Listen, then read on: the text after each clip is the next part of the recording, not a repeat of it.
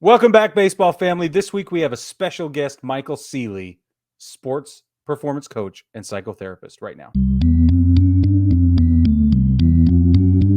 9 Plus Us presents the Baseball Together podcast with your hosts, Blackjack Brad and Kansas City Little Big Briggy Blue Eyes. And now, Baseball Together.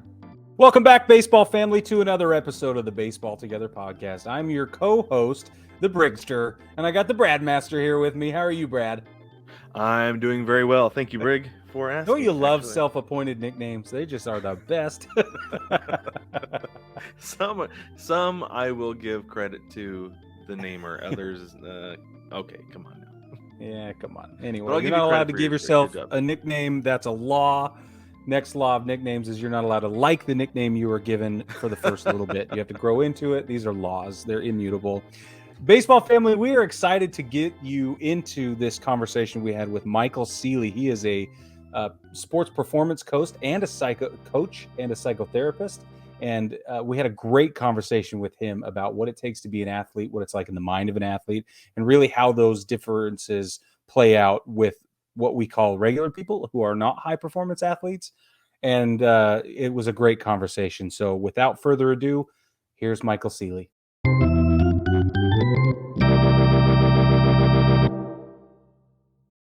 Welcome back, baseball family. We have a really exciting opportunity to talk to Michael Ceely today. As you can see, he's right here, if I can get the pointing correct. Michael Ceely's here. He's a mental performance coach. He specifically works with athletes, but he's also a psychotherapist. Is that correct, Michael? That's correct. Awesome. And we're going to get into what it takes to be in the mind of an athlete, what baseball players go through specifically, and how that might be different from what the normal population goes through. But before we do that, we got to go through a rundown. So you're going to get caught in the rundown, Michael, and we're going to hit you with a bunch of questions starting right now. Our first question always is, what is your quest? What is my quest? My quest is to help athletes perform their best so that they can up-level everybody in their sport and inspire the fans. Awesome. Keeping it simple, right? If that's going on, everyone's happy. I like it. That's awesome. That's great. My question for you is, what is your favorite color? Red. Passionate. Awesome. It's always been that way. I've kind of gone back and forth. I've liked like gold before and blue, but like red is just, it just shouts. So. Yeah, that's awesome. First of all, what's your favorite baseball team?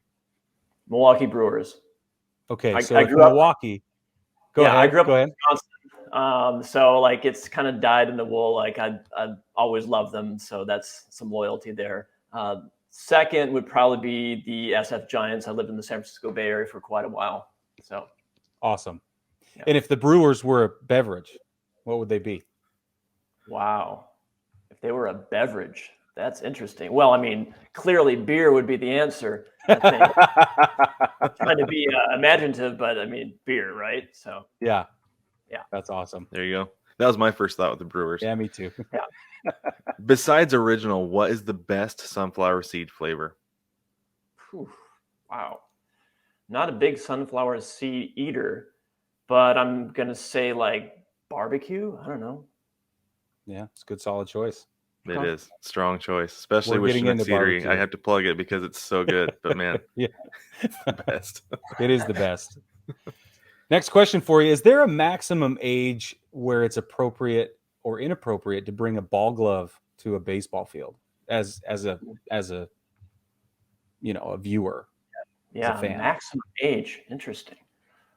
It kind of makes me think like if somebody is 80 to 90 years old and they catch a ball glove, like that's amazing. But maybe there's a zone where that's kind of like you might not want to do it, which might be, I don't know, 30 to 70, I think. Yeah. That's a no-go, yeah. Bring your glove, have fun, Yeah. That's probably the most comprehensive answer we've gotten, because a lot of people say like it's fine, you catch a ball, you give it to a kid, and that's how you justify bringing your glove to the game. But we had Jim Edmonds on. He said, "No, don't do it. You don't need to." He's like either get out of the way because you don't want to catch it anyway because it's coming in too hot, or just own it and catch it barehanded. I was like, I don't know, I'll break a finger. I'm really worried about that. But I think the barehanded catch is pretty cool. So it is cool, especially with the beer in the one hand and the catch in the other. Like, that's impressive. Yeah. What is the name of your autobiography? Make the Break. Meaning this, my big sport was bicycle racing, and there's a thing called a breakaway where you break away from the pack. And I discovered how to do that when I was a teenager. And I've told the story about that. It's a big, long story, but it's actually a book I'm working on. So awesome. Yeah. Great. That's fantastic. We're going to have to talk about that in the main segment of the interview. But what I want to know is, what is your most unpopular baseball opinion? My most unpopular baseball opinion. I would say, do away with the cameras for the judging the pitches. The instant replays on the pitch, like that's just, to me, that's just not baseball. And some of my friends who are my age agree. Some of the younger folks are like, yeah, no, it's good. It actually improves the sport. I'm like, I don't care if you're logical. You're just wrong. Like, there's something about tradition, and baseball is such a traditional sport. And it's just, that's like half the sport right there is just a tradition, in my opinion. So there you go. I'm a traditionalist, so I agree with you. Okay. Yeah. I'm a little more liberal with baseball, but anyway. If you could have one piece of baseball memorabilia from history, what would it be? I would say a jersey from when the Brewers went to the World Series in 1982. Any one of the players on that team. That's awesome. I have that on my wall. It would be amazing. That's awesome. Is there any particular player that you can call back to that really just has stuck with you? Robin Yount. You remember him? Yes. Oh, yeah, of course. Very, very solid player. Always had great batting average, great fielder, great charisma. Yeah, he would probably be my favorite. That's awesome. What is your go-to food at the concession stand? Well, having seen a number of Brewers games, it would be a brat, not a hot dog, but a brat, right? Yeah. Yes. Probably like a beer battered brat. And if you're in Milwaukee, maybe deep fried cheese curds. Oh, yes, for sure. Yeah. And stack that up, chase it with a good cold beer, and that's heaven right there. That's awesome. If baseball was an ice cream flavor, what would it be? Wow. Baseball was an ice cream flavor. For some reason, Cherry Garcia comes to mind. That Ben and Jerry's. Yeah. I don't really know why. I'd probably have to be psychoanalyzed for that to really get to the bottom of that answer. I don't know. So. All right, last two questions for you. My last question is, if you're a celebrity guest on a game show, what show is it? God, I haven't watched game shows in a long, long time. But doesn't Steve Harvey have a Family Feud? Does he do that? Yeah, sure does. Yeah, it'd probably be that, just because I like Steve Harvey. So who doesn't, honestly? Right. Yeah, he's so great on that show. So good. All right, last question. What is your walk-up song? Wow, what's my walk-up song? It'd probably be "We Will Rock You" by Queen. Right? I mean, that's, stomping your feet on the bleachers, the clapping, like that's the classic one. Yeah. How has that not made it to one of our walk-up song episodes, Brig? I have no idea. I don't know. Probably because it's such a bold pick that who would you assign that to is probably part of the problem. But that's you're probably right. Yeah, you're probably right. It up, right? Yeah. Definitely. All right, Michael, baseball family, we're going to take a quick break. When we get back, we're going to dive deeper into what Michael does. No matter which ballpark you're at, you want to rep your team. Now you can with 9+ Us. Welcome to the Big City Series. With every design available in your team's colors, you can fit in with the home crowd or stand out on the road. Either way, we have the colors you crave. Shop the Big City Series and find designs that rep your favorite baseball podcast, cheer from the cheap seats, and much more. Shop the Big City Series only at 9plusus.com.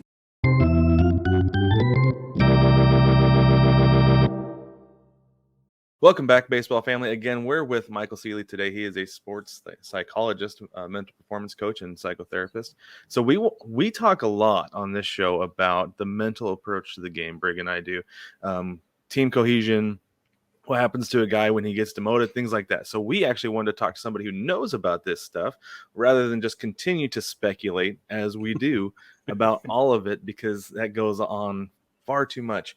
But Michael, I think our first question for you is, I mean, as far as baseball goes and sports in general, I mean, having grown up played sports, Brig and I, we feel like a team cohesion, clubhouse cohesion is really important. Do you feel like that is as big of a deal as fans make it out to be? Like, oh my gosh, there is like something going on in that clubhouse that's just ruined things and just wrecked the entire season. Is that a real thing, or is it just like sometimes things fall apart? I think it's the biggest factor if we're talking about team sports is that team culture, especially, it comes down to the leadership really of the team, of leading by example, setting the tone. For example, like how does the leader react? Say if someone strikes out and you lose the game, right? Do they hide their emotions? Do they express their emotions? Do they say, "Hey, good job, we'll try harder next time"? The culture and the tone of the team is huge, and that's generally from the leader, but it can be from some high, big personalities on the team as well. So they have a leadership part as well. Yeah. So it's really setting the tone. So what's the culture? Is it okay to lose? Right? Like, is there blame? Is there support? All those kinds of things are essential. And you can tell when you can just look at a dugout in a game and you can kind of see the vibe of what's going on often. And it's just really, it comes down to the leader and just being infectious in a good way. Like, hey, I'm going to lead by example. So yeah, it's culture, tone, leadership, very important. Yeah. Do you think go ahead, Brad. Sorry, I just have a follow-up with that. Like, as far as how guys react to, let's say specifically a strikeout, do you think it matters how guys react to that kind of stuff outward? I mean, I guess that's what you said, is it matters how they react outwardly, but is it because you hear guys talk about like, oh, we love that he broke his bat because it shows that he cares, right? Mm-hmm. Or is it better for him to just kind of shrug it off and be like, I'll get him next time. Failure happens in this game. It's tough. Or would you rather have him just kind of like almost flippant about it, like, this guy's dealing, I struck out. It happens, Is there one of those that you feel like is a better approach for somebody to have the outburst, or to just kind of be quiet about it when they fail? Yeah, it's really individual to the players. So most baseball teams now have a sports psychologist either on staff or that works in the preseason with them. That's very common now. Didn't used to be. But if you're talking about maybe a team that's not using a sports psychologist, like college or high school or little league or something, again, the coach really sets the tone for that and has to know each individual player's personality. Maybe there's players who actually respond well to being criticized. It like pisses them off. Pardon my French, but right.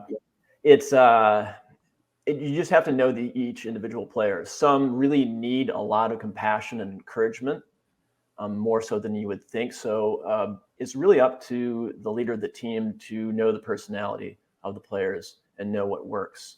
Generally speaking, you don't want to be overly critical. You don't want to be like a Bobby Knight in basketball or something like that, throw chairs. Right. But there are some players who actually respond well to that. So you have to kind of know how to take care of each individual player. Maybe give them some time out or whatever it is. So that's just really the art of almost being like an amateur psychologist, like really knowing what the proper response is, keeping your own emotions in check as the leader. Of if you're angry or you're frustrated with a player, don't show that. Really just don't show that. You need to set that stoic example because it's really all about the players. It's not about you as a leader. Right. Yeah. And that leads me to my next question. We've seen managers get fired all season long this year. And I'm really wondering, because you're right, the leadership, the head coach, the manager of the team, they're in charge of culture. They're in charge of the nuances of personality management and all of that. So what happens to a team when their coach gets jerked away from them partway through the season? Whether things are going poorly or even just less than expected, or what? Like what does that do to a player's mind? Well, the two questions. So what does it do to each individual player's mind? That depends, right? But typically, as you'd expect, it's going to be a blow psychologically to the team, like the rug pulled out underneath them. Although it could be a relief, depending, right? If it's a bad fit, thank God we got rid of that guy. Kind of depends. But once that leader's kicked out, fired, or whatever, as I mentioned earlier, there are some star players, bigger personalities, charismatic players on the team who will maybe fill that vacuum momentarily, or they've always kind of been in a semi-leadership role, and it's kind of up to them in a way to keep that spirit alive. Like, hey, we are a franchise, we're a team before we're, before our manager or whatever. It's like we are the Brewers or the Yankees. Like, so yeah, certainly it's could be a big psychological hit, but it depends if the guy sucks or if he's great, Right. But generally speaking, it's going to be a big hit because it just throws everything off. Yeah. Because one of the things we saw earlier this year was we saw Joe Madden get fired in Anaheim, and it was almost like things didn't change. They still have played terrible ever since then. They didn't end the losing streak after he got fired. But then in Toronto, Charlie Montoya got fired, and Bo Bichette comes out and he's like, I don't disagree with the decision. Right. Almost like cheerleading. Yeah. Yeah. So I can see that it does have both sides. One of the things we talk a lot about routine with baseball players. Like I've heard a lot of guys talk about how they don't like the bye going into the playoffs because pitchers are like, I've got to have my routine. I've got to throw every 5 days. I've got to throw my bullpen, whatever, So I'm curious do you feel like other sports guys are as big of creatures of habit as they are in baseball? Like football players, do they have to have that routine where it's like, I have to get hit every 7 days? Or is it more along the lines of just kind of like, oh, just go with it. I'll just roll with whatever. I think baseball especially is very big on routine, ritual, sometimes superstition. Baseball is a very, very mental game. Mainly because it's similar to golf in that you play in these bursts and you have a lot of time to really just be in your head and overthink. So that's if a player can get at least the illusion of control, of some sort of control being through ritual, it actually calms your anxiety quite a bit. Even though logically it may not make sense, but having that sort of structural control calms the nerves, so that if you can come into the game or the practices with this particular routine, you show up and you feel kind of like solid, like, okay, I'm ready. Whereas some other sports where there's a lot of athleticism involved, you're burning off the adrenaline right away by, running or getting hit by a linebacker or something like that. So I think, to answer your question, I think the ritual routine is very important in baseball just because it is such a mental game. Is there let's talk about superstition. Let's get into that, because superstition has been a big part of my life, right? I grew up doing the baseball thing, and then it's sort of carried on. I'm a writer, and every time I come out to my office to write, I have this ritual that I go through. I have a ringside bell, like at a boxing ring, and I ring it 3 times to kind of get my head in the game. I'm like, now here we are. We're in the ring, buddy. It's time to write today. And when I'm done with my 60 to 90 minute writing session, I ring it 3 more times. So I get it. I just don't know how common it is with athletes, and baseball players I think are particularly superstitious. We know the fan base is, but tell us about superstition with athletes. Well, like I was saying, it's a way, even though if it's illogical, it's a way to get you feeling like you have some sort of control. Or it could be like a little psych up routine, like ringing the bell, like that kind of amps you up. And if it can get you into the zone, get you into the state, I would say whatever works, within reason. I do remember when I was bike racing as a teenager, I had a friend who had some lucky socks. And this one race, he couldn't find them and he was just freaking out and just had a terrible race. And that's an example of like maybe over relying on some superstition stuff. But generally, like whatever works, if it's not, unless it's, like super extreme, and maybe that's the problem. So. Mm-hmm. Yeah, we've seen that in baseball, the super extreme thing with players. There's one in particular, we won't name names, but he used to throw the baseball about as far as he could. And that was his final warm-up throw before he pitched the game. And it was, and to the rest of, there was this divide in the fandom about like, wow, he's eccentric. This is bananas, this guy. And the other fans said, wow, like whatever works, right? We don't care. We just want him to perform. Right. So within a clubhouse, though, on a team, do you see that same dynamic play out where some guys roll their eyes and other guys will say whatever he needs to do? And yeah, I think there's just like, respect for the results. Like if you've made it to the major leagues, you're on a team, like you're just good, so I mean, maybe they make fun of each other just for fun. I would imagine that kind of happens, like you have to have your particular type of chewing gum at a certain time, a certain inning or whatever. Like, yeah, whatever works. I haven't encountered, athletes complaining that they have some OCD ritual that they're made fun of. But it does make me think of the yips though, like and rituals there. Do you ever see? There's this great movie about Mackie Sasser from the Mets from the 80s. Never saw it. It's really worth watching. So Mackie Sasser was he was a catcher for the Mets, and he had someone slid into home and just really nailed him hard. He got really hit. Someone was sliding into him, and that reactivated a childhood trauma that he was like wasn't even really thinking about. And he started getting the yips after that. And so he had this thing where he would have to tap his glove 3 times before he would throw it back to the pitcher. And it got to be a real problem. But his way of coping with his anxiety was tapping 1, 2, 3. It even got so bad that when they play away games, the fans would go 1, 2, 3, start chanting to like mock him. It's pretty devastating. Wow. Anyway, if you go on YouTube and check out just Mackie Sasser yips, like you'll get the whole video. And he was eventually cured by this technique called brain spotting, which is similar to a methodology called EMDR in psychotherapy. I'm a big fan of EMDR. Okay, yeah, I mean, really helps with athletes. It can, not always.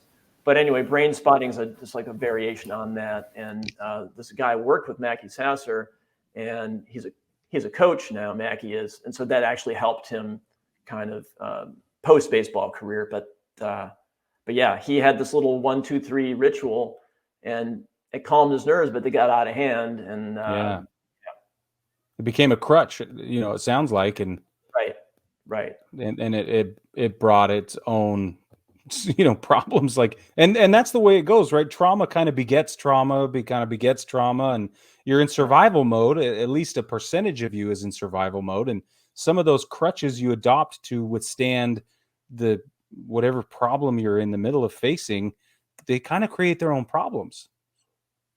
Yeah, and I don't think anybody's immune to that, right? But in a high pressure, high intensity situation with baseball or any other athlete, is it that much more intense for them as we might think it is? Yeah, again, I think it's an individual kind of thing. I mean, some people are actually kind of wired more on the anxiety side than others. And you can even, there was this big study was done like maybe 10, 15 years ago, where a bunch of psychologists tried to guess the personality of babies, and they followed the sample group for the next 20 years. And they did all these tests with them. It was like a whole bunch of babies, and they predicted with like 75% accuracy, something like that, like temperament. Yeah. So some of it is just like you could be more wired to be a little anxious, meaning that, let me rephrase that. You could be wired such that an outside stressor will amp you up more than someone else. So making sure I'm clear with those words, because there can be this kind of misnomer that, anxiety is like your own problem and it's all internal. And I say, no, it's the interaction between the stressor and how you react or respond to that. Some people's limbic system will just light up like, oh my God, like fight or flight. Others will be more chill, right? And they may be prone to maybe depression. So it's kind of like we're all wired in that way. Anxiety can get in the way, and there's a lot of ways to deal with it, even if it's really bad. Yeah. Yeah. Talking about the yips real quick, though, you talked about tapping the mitt 3 times. I remember Jared Saltalamacchia had to tap his wrist with the ball before he threw it back to the pitcher because he would overthrow it. And even in high school, I figured out I could not hit the broadside of a barn if I didn't tap my glove first. So to this day, still I'll be playing catch with my son. I have to tap, like, even if I catch barehanded, I have to tap my hand with the ball before I throw it, or else it's like out of routine and it messes me up. Yeah, it's a weird thing. It's really weird. Yeah, and there's that fine line between, say, that little ritual that kind of gets you centered and focused, and then something that gets to be problematic, right? Yeah, because I feel like something small like that's not a big deal, but tapping 3 times that could be problematic. Yeah, be a big deal. A lot. Yeah. I'm really curious about guys and their mental state when they get a demotion, whether it's like a big leaguer getting sent down to the minor leagues, or even somebody who gets benched. Like, you talk about getting Wally pipped. You lose your job to a guy for whatever reason, whether you're injured or something else. Is there? I mean, you talk about somebody being wired differently to be able to like handle something like that. What kind of personality or mental state does it take for a guy like that to like break him, right? For a demotion to just like, it's like done. That's it. Once he gets that first demotion. Yeah, no, that's common. I mean, you hear stories about people getting booted down the minors, making it back up. And there's a number of stories like that. It's not like uncommon, but yeah, it can be a big blow to your ego. So I use the word ego, right? If you want to think about it in that respect, of what that means to you, to your identity, especially for a young player, because they're really forming their identity. Like I'm going to be a professional baseball player, right? And if that's even put in danger, especially for a younger person, it can be really kind of knock them off. So yeah, again, it depends on your personality, how you react to anxiety, things like that. I think another big one is like your support system.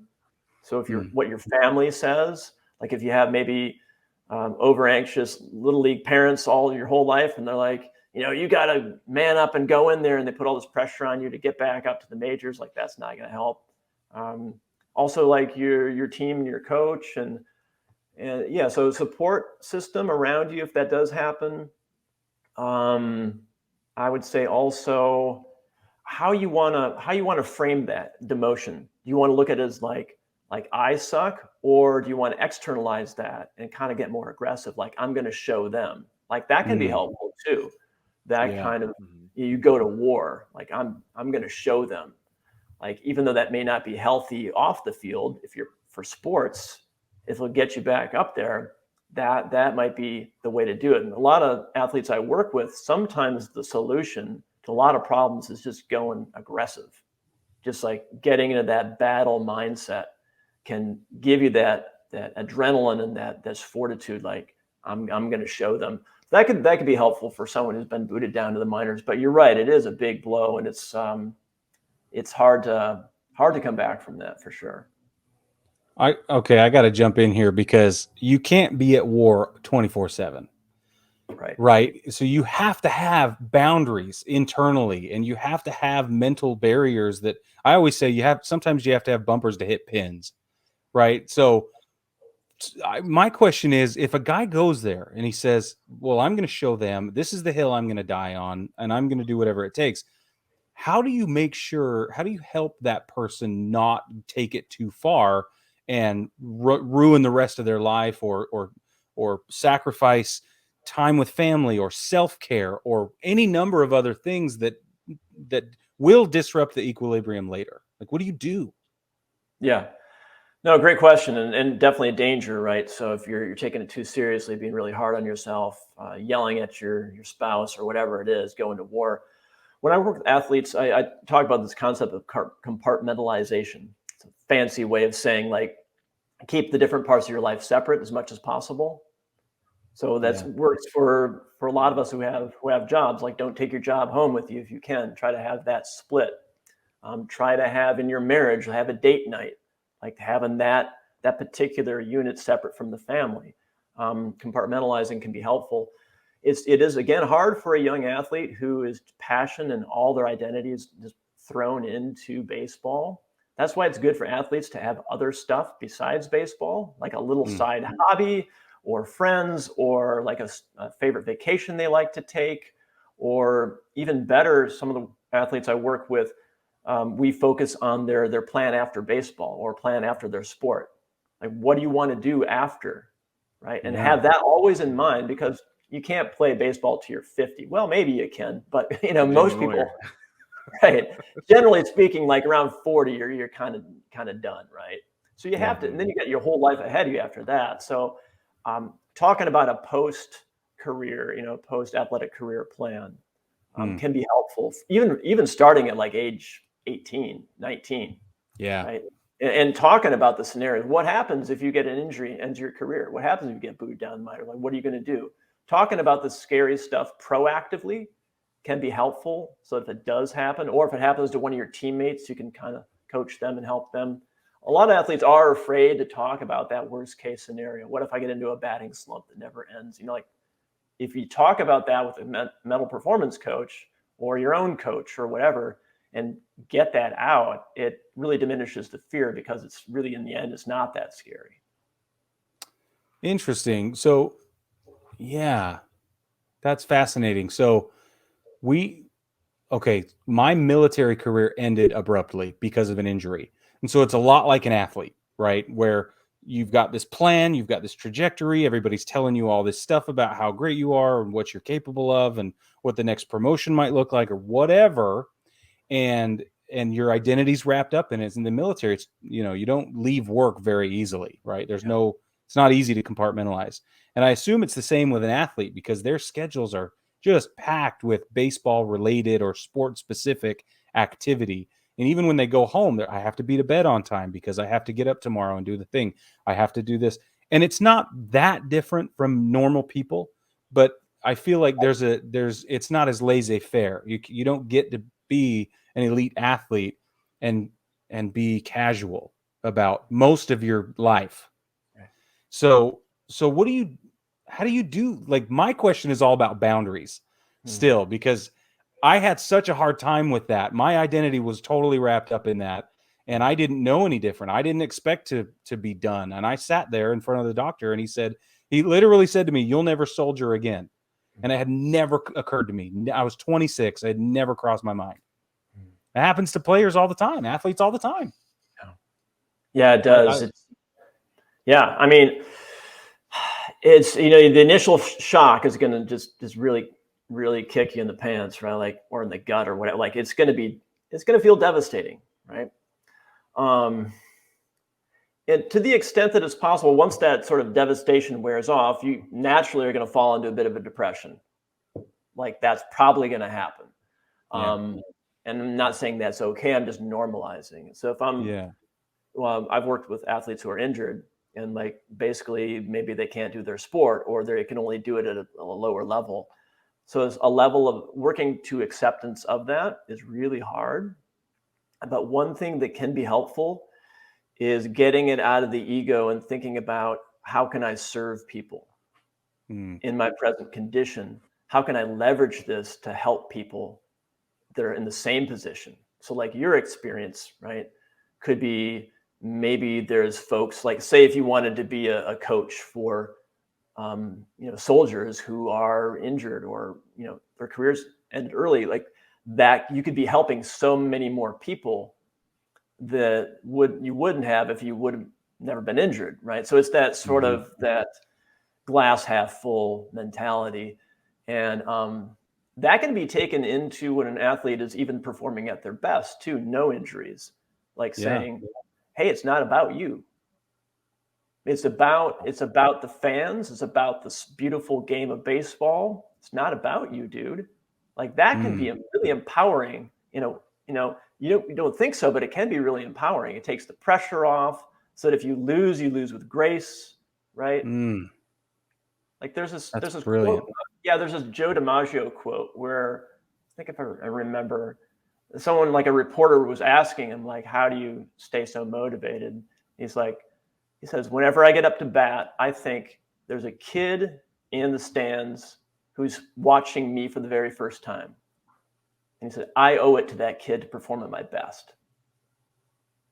I mean, isn't that deep? Like That's so great. Right? Because then it's not about you. And it's like, oh, wow. Like if I strike out, I'm not going to throw my bat because there's a kid watching. Or if I hit a home run, I'm not going to, over celebrate like an idiot. Like there's somebody watching. So if someone gets injured in their sport, like, yeah, it's going to suck. It's going to really suck. But then you say, how can I serve other people? Right? How can I turn this into an opportunity? And there's a period of mourning, to be honest. It's like this identity kind of died. Totally. That's it. Yeah. If you can accept that, it's like, hey, I'm still Brig. I'm still, Mike. I'm still Brad. Like, I'm still the essence, the spirit, the soul of that person. I can do whatever the heck I want. Yeah. Like, but yeah, it's rough, man. Yeah. Yeah. Is that why you see guys who are like, when they get kind of later in their career, like the one who comes to mind immediately is Matt Carpenter. He's thrown by the wayside from the Cardinals, and then he didn't start the season with the team. Then he signs with the Yankees, and he comes in as not an everyday player, everyday starter, but he comes off the bench, and all the dude does, or did until he got hurt, was all he did was hit homers, right? Mm-hmm. Like if you need a homer, bring in Matt Carpenter as a pinch hitter, and he's going to hit it out for you. So it's like he's playing better now in these small stints than he was in his prime even. Is that because he's identified his new role with this team? That he's like, I can serve these guys better coming off the bench and just give it all I've got for one at bat and then go from there? Or is it just like a revitalization of his career? Like, do you think it's more the role that he's accepted and it's like a mental thing? I would suspect so. Yeah. I think you're onto something there. I think that, everyone's talking about that. Like, hey, here's his role, right? So he hears about it.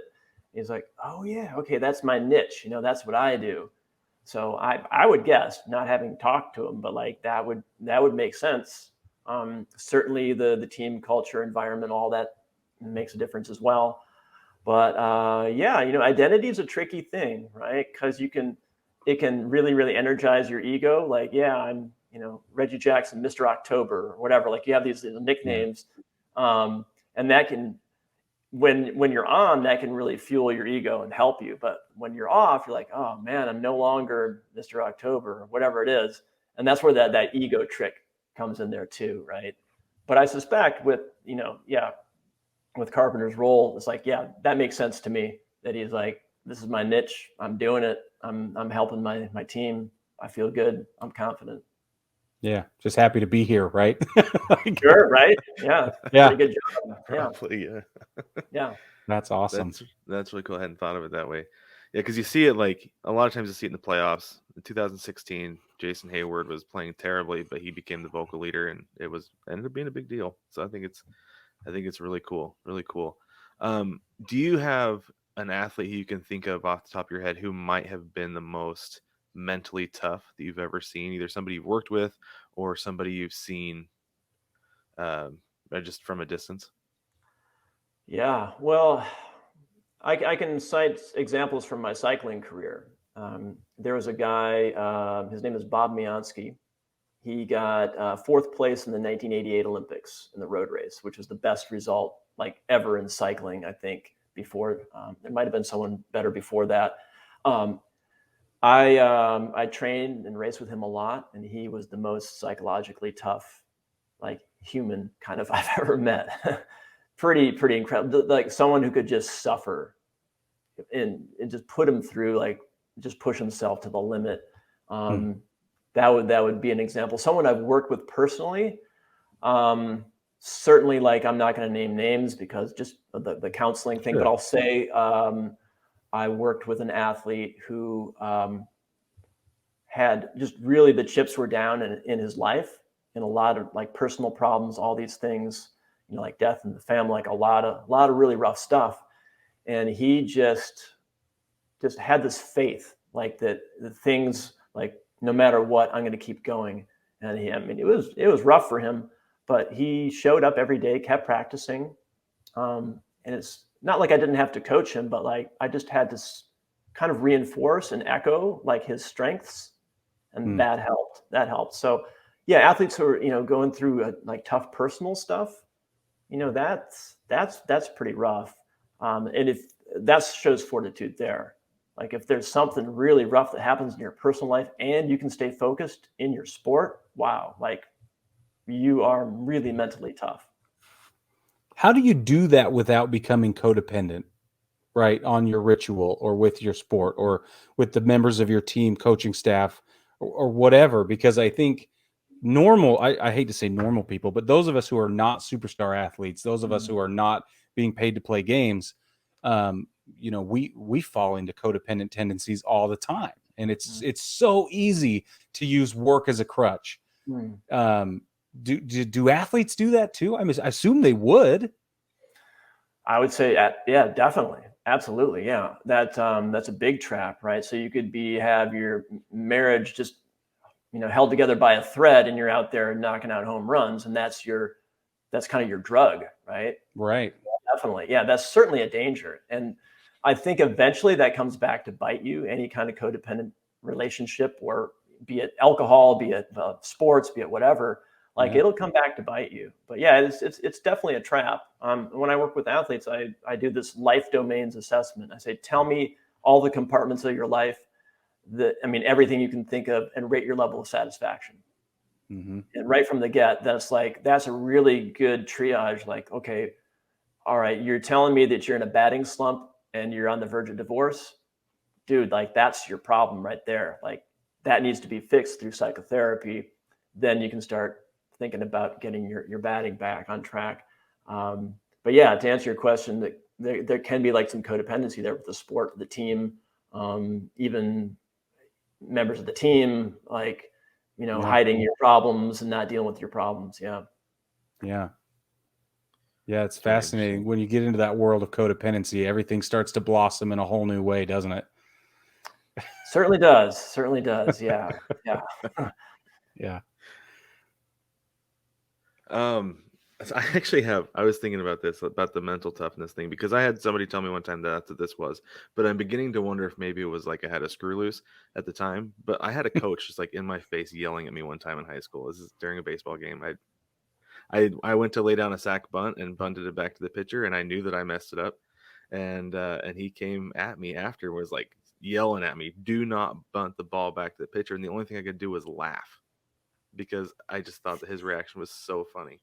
So would that something like a reaction like that be considered mental toughness, or would that just be like, I know I just got like a screw loose somewhere? I think it just shows that you were more mature than the coach. Honestly, it's like, really, dude? So you're like this guy's hilarious. It's like, really? You're out here yelling at me? Like, this is not the major leagues. Like, even if it was, like, yeah. So I think that was a perfectly appropriate reaction. Okay, that's good to know. Sometimes I like that pops into my head sometimes. I'm like, was that like the appropriate way to react to that? I don't know, because I think he made me run the next practice because he didn't think it was as funny as I did. But anyway. Well, I mean, there's that fine line of like, how do you motivate players? If you're a coach and you're bullying, like that kind of looks like bullying in a way, right? It's like psychological bullying. So of course, the appropriate reaction is you put your head down, guys suck, and you internalize that aggression, internalize it into you. Then your performance goes down. But there are some players who use that as fuel, like, yeah, I'm going to show you, coach, and that's pretty rare though. But for you to laugh shows a really level of maturity. Like you're a grown man and you're doing this right now to me. Like, really? So I say hats off to you, man. Thanks. Well, and as far as like going into like the mental, I guess not that, more of like the bullying, and then like also like punishment kind of thing with athletes. I don't like, as like I coach my son's little league team, and I have for a couple of years now. And as a coach, I don't like to make the kids run, because my opinion is running is good for you, and something that's good for you should not be a punishment. I don't want them to internalize that and have a negative connotation with it. Right? Like, would that be an okay approach with that? But then at the same time, that's the only thing that they respond to sometimes, is like run into the fence and back, So is there like a fine line that you can balance those things? Because the last thing I want to do is have my son and other kids hate running by the time they're like 12 years old. right? Yeah. Is there a kind of approach that you can take with that to make it so that it works? Well, I mean, if the goal is to develop player character, have better performance, if that's the goal, always keeping the goal in mind, um, and if the punishment is a way to get them to reflect, right, and to self regulate, and that's those are your goals. You got to check yourself of like, I'm mad at them. I don't want to give them something that's gonna make benefit them. Like if it works for them, I would say great. I would say, yeah, do the running. But yeah, just checking in with yourself of like, what's my goal here, right? I want to get them to self-regulate. I want to get them to feel good about winning, losing, sportsmanship, all this stuff. However, I can do that. So if the punishment is more just like a timeout, really, right? It's kind of like gets them to reflect, like, oh, we screwed up. And the running gives them time to process that. Sitting in a corner, right, being benched or something also gives time for processing too. But you got to be careful with like indulging in the punishment. It's like, I got to make sure that they're not happy when they're doing this. It's like, yeah, maybe not. I don't know if that helps to think about it that way. That does, because my approach has always been like, go sit on the bench for a few minutes, think about it, and then you can come back out. Because I feel like not being involved for some of those kids is more of a punishment than just like running, especially since a lot of them have so much energy, Yeah. And the other thing too is that like, going back to a crazy high school coach, his punishment was always, you will run until I'm tired of watching you run. And I was telling my wife too, is like, that was always way more miserable than the required conditioning. That I could run all day if it was conditioning, but if I was in trouble, I didn't want to do any of it. Yeah. So I guess it goes back to the balance with all of it. But I don't know, just some thoughts I had. Yeah, the form of punishment, I don't know. It's kind of like, again, whatever gives that athlete some time to reflect and understand, where they messed up, right? Yeah, that's awesome. I have so many questions. I'm trying to sift through which ones make the most sense, but so I have questions about shame culture versus attaboys. And is there more prevalence of one versus the other in your experience? And does it change with individual sports versus team sports and things like that? So the players that come to see me have problems. I don't see a lot of players who are doing great. So it's kind of like, and very frequently there is, especially in team sports, there's a problem with the coach or with a parent, where it is a lot of shaming and not much attaboy stuff. So you see a lot of the shaming, and it could be subtle. It could be giving them the silent treatment, these kinds of things. Certainly it's all too common. I'm sure you've probably seen this in Little League, of just coaches who are just take it way too seriously, or a parent who takes it way too seriously and does the shaming, in front of them. It's brutal. It's not necessary. There's an ego problem with the coach and the parent. They're not the eye, keeping their eye on the ball, pardon the apt metaphor, but like the whole point is to develop character and sportsmanship and confidence in that kid. Even at the top levels too, you can have coaches who are shame based, and those players are a little more resilient, but still, like, I don't think it's a good approach generally. Yeah, it's borderline. It could be abusive. It's taken too far, right? And that's not something we want to subject our kids to, specifically. Yeah, and also, I mean, you don't want to be, Pollyannish either. You don't want to be the coach that's just in denial and gives pep talks all the time. Like the players know that's BS too, right? So it's kind of like, you can have a really strict, intense conversation or talk with your team, and if it's coming from a place of love, like, they'll get that. You know what I mean? It's really, it depends on your intention as the coach. Like, people can read your intentions a mile away.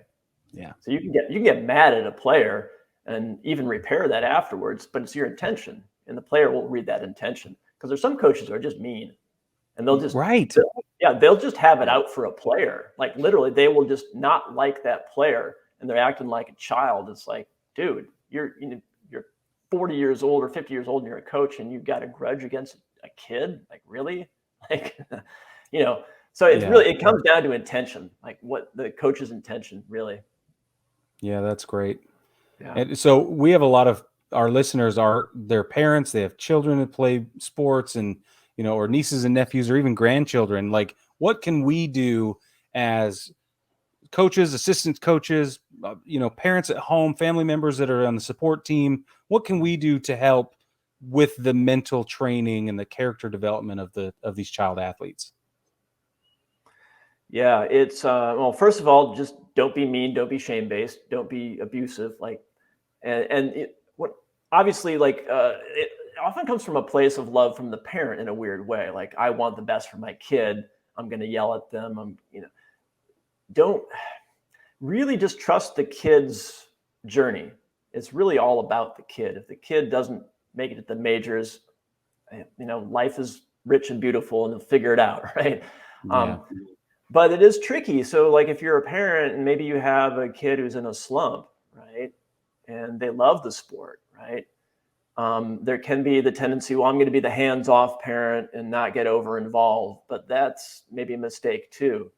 So it's kind of finding that line between being supportive, letting them have that what we call optimal frustration, so that they can grow from the experience.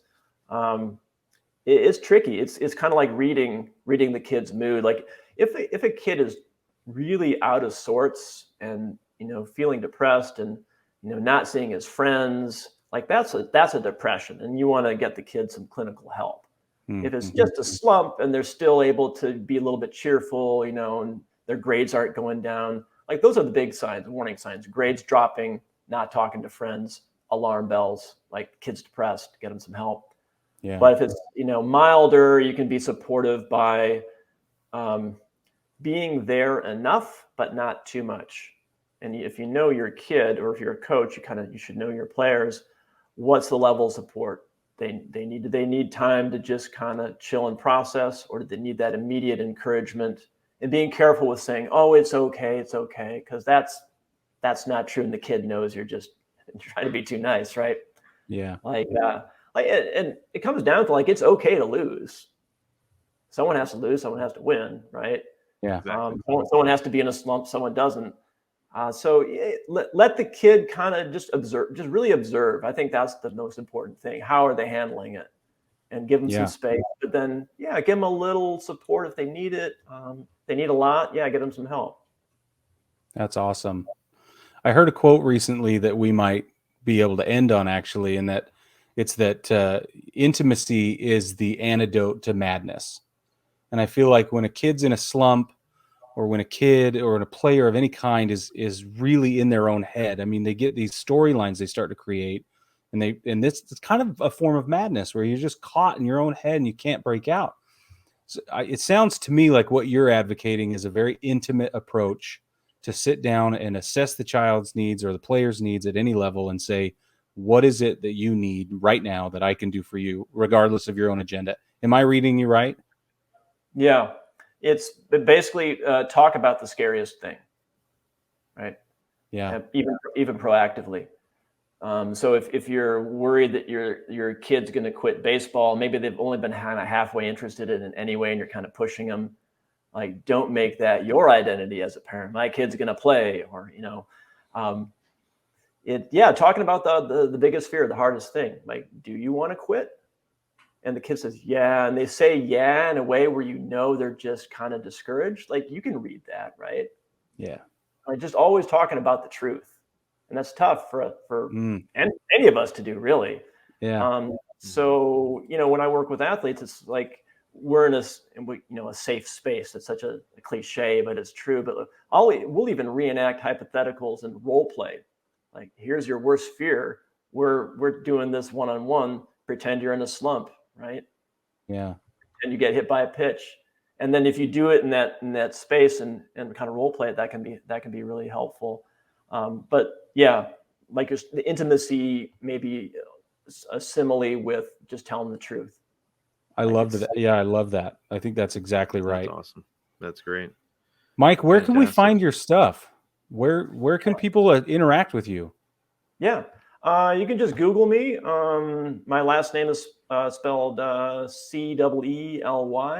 There's not a lot of spellings that way. So Michael Ceely, you just Google that. All my stuff will come up. My therapy practices, my mental performance page, which is michaelceely.com. I'm on Instagram a lot too, Michael_Ceely. Awesome. And this book, Fantastic. we need to know when this book comes out so that we can help proliferate it. Yeah, I appreciate that. Yeah, it's been on the back burner. I probably need a coach to get this book going. It's one of those things, right? So yeah. We understand. Yeah. We'll see how it goes. That's awesome. Fantastic. Well, thanks for joining us. We really appreciate it. Baseball family, stick around. We're going to go ahead and wrap things up for you. Thanks again. Thanks.